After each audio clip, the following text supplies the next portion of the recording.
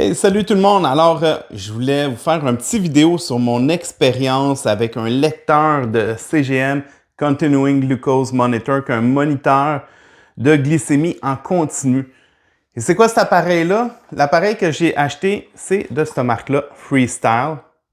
On le voit bien comme ça ici, qui m'a été prescrit par ma doc. Ensuite, ce qui est super intéressant, c'est que tu as de l'information en continu.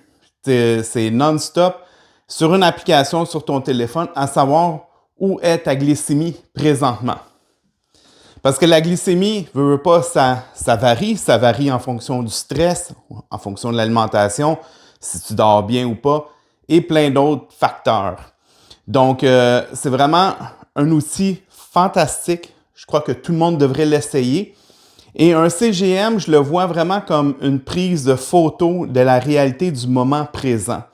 Parce que si tu as moins de stress, ton alimentation est meilleure, tu fais de l'activité physique, bien, il y a des bonnes chances que ta glycémie soit mieux régulée.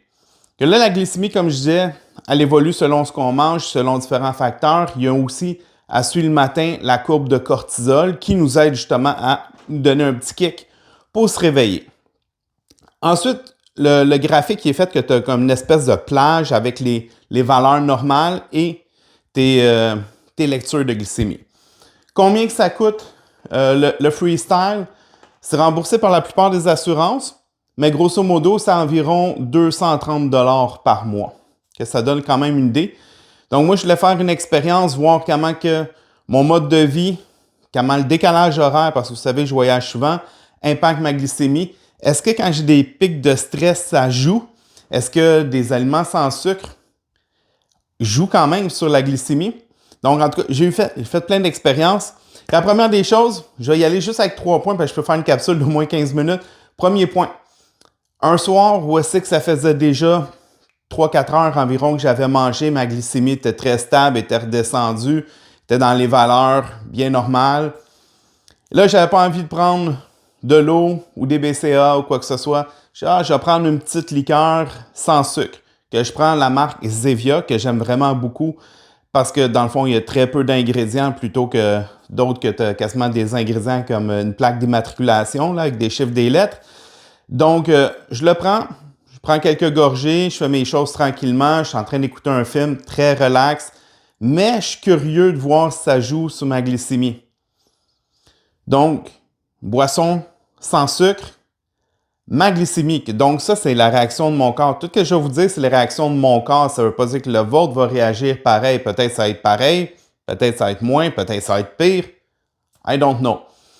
Ma glycémie, après avoir bu la moitié d'une canette, elle a spiké, mais vraiment là, un pic là, super élevé. C'est comme si, dans le fond, la saveur sucrée touchait ma langue, ça envoyait un message au cerveau, puis lui, tout de suite, ça disait au pancréas, « Yo, man, il faut produire de l'insuline. » Que tout de suite, j'ai vu qu'il y a un impact là-dessus. Mais, aussi vite que c'est remonté, aussi vite que c'est redescendu.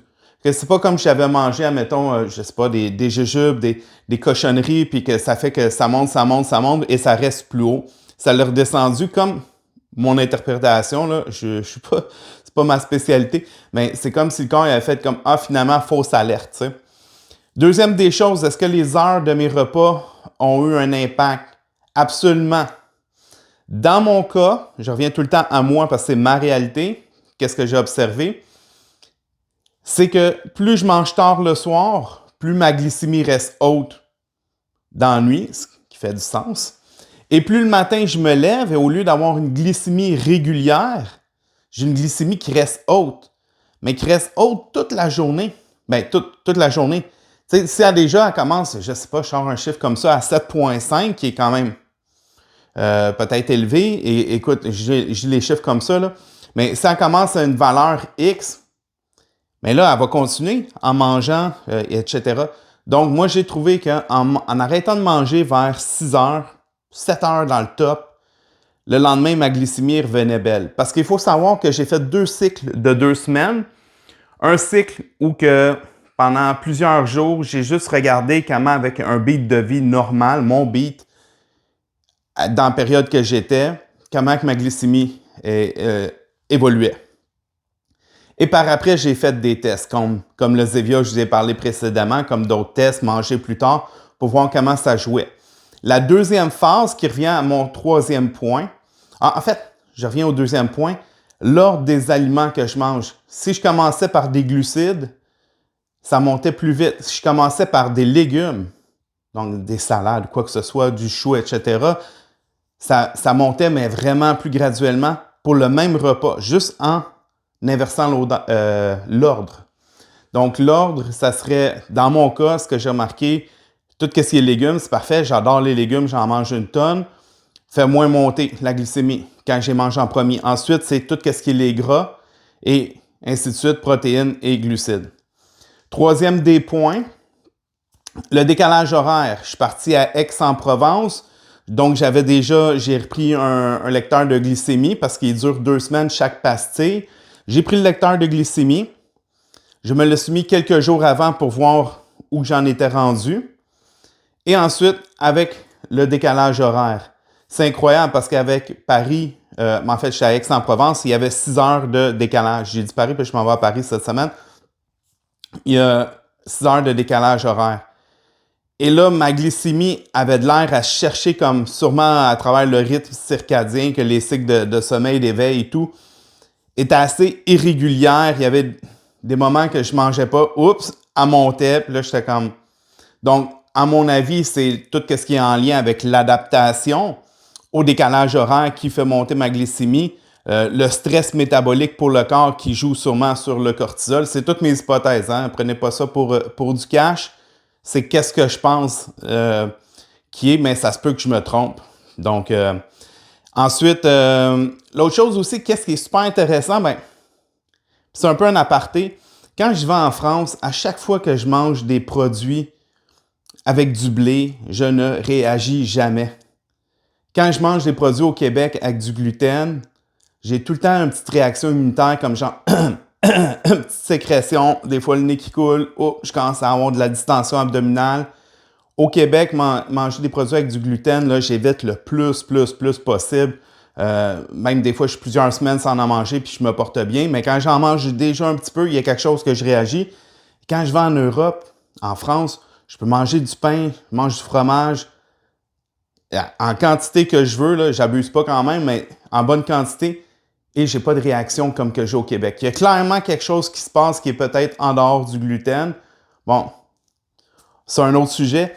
Mais à savoir, autre chose, dans le décalage horaire, j'ai remarqué, j'ai été dans des boulangeries. En France, c'est sûr qu'on va aller dans une boulangerie. J'allais dans différentes boulangeries. À chaque jour, j'allais à un endroit différent. Je me suis dit, hey, une petite viennoiserie ou peut-être un croissant au beurre. Moi, j'adore le croissant au beurre là, dans la vie. Là. Ou les pains au chocolat. Je ne sais pas si à Aix-en-Provence, il faut dire pain au chocolat ou chocolatine. Je jouais safe, je disais comme à Paris, pain au chocolat. J'adore ça, surtout quand ils sont frais faits et qu'il y a un goût de beurre. Wow! Donc, j'ai essayé plein de boulangeries. J'ai essayé différentes boulangeries qui marquaient avec le vin procédé naturel, fait sur place, tout le kit. Très peu de réaction sur ma glycémie. Il y a un matin, je suis un peu plus pressé. J'ai arrêté là. J'ai arrêté une boulangerie, j'ai juste mangé un croissant. Courbe de l'insuline, tout ça qui a monté énormément. Et là, j'en parlais à des amis français. J'ai dit, c'est tellement bizarre. Tu sais, chaque matin, je me promène, je suis super relax, je suis bien. Dernier jour que je mange un croissant, dernier matin, tout est calme, j'ai bien dormi, j'ai même ma mélatonine, mon magnésium et tout. Et là, finalement, je mange un croissant, la glycémie, elle te montre ça, là, je suis comme, wow! On dirait qu'il est en train de faire un Spartan Race, là. Et là, finalement, mes amis français me disent « Ah oui, mais c'est parce que de plus en plus, il y a des boulangeries ils ne font plus les pains sur place, peut-être qu'ils les font chauffer, mais c'est toutes des mixtures industrielles préfaites et il n'y a plus toute on pourrait dire, la science, l'artisanat de la boulangerie qui est faite en arrière avec du vrai beurre et tout le kit. » Puis j'ai dit, ce matin, je trouvais qu'il ne goûtait pas du tout le beurre pour un croissant au beurre, pour en avoir goûté plusieurs. J'ai nommé la place, ils m'ont dit « Ah ben oui, là c'est du croissant artificiel. » Bref, je pourrais encore en parler très très longtemps. Comme je vous dis, Demandez à votre médecin, parlez-en. Je pense que le sujet de tout ce qui est glycémie, c'est super intéressant. J'ai été sensibilisé à ça beaucoup dans le milieu de l'entraînement en faisant des cours, entre autres, avec Charles Poliquin, quand on a fait le biosignature. On parle de résistance à l'insuline, de connaître ces concepts-là, d'être mis au fait. Et là, c'est là que tu vois que qu'est-ce que tu manges, c'est pas nécessairement juste calories in, calories out. Il peut y avoir une équation là-dedans, mais le volet hormonal, le volet insuline, il est super important. Autant que le volet, est-ce que ça nourrit ta flore intestinale? Est-ce que ça crée de l'inflammation systémique dans ton corps? Je pense que c'est des éléments plus importants à regarder que calories in, calories out. Sur ça, ben, je me présente Francis Letourneau, sûrement vous me connaissez. Donc, ça me fait plaisir de vous partager mon expérience personnelle, qui n'est pas un avis médical du tout, mais je vous recommande d'en parler à votre médecin, puis si vous pouvez vous en procurer un, c'est super. Puis j'ai pas de code promo à vous proposer pour ça. J'ai aucune ristourne là-dessus. Ciao!